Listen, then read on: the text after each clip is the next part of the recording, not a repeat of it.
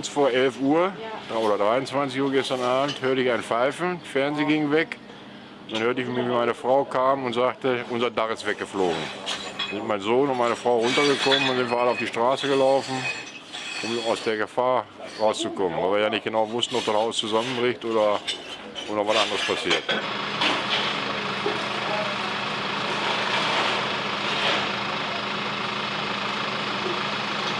Auch mitgekriegt? Ja, klar. Ja? Also auch mit rausgenommen.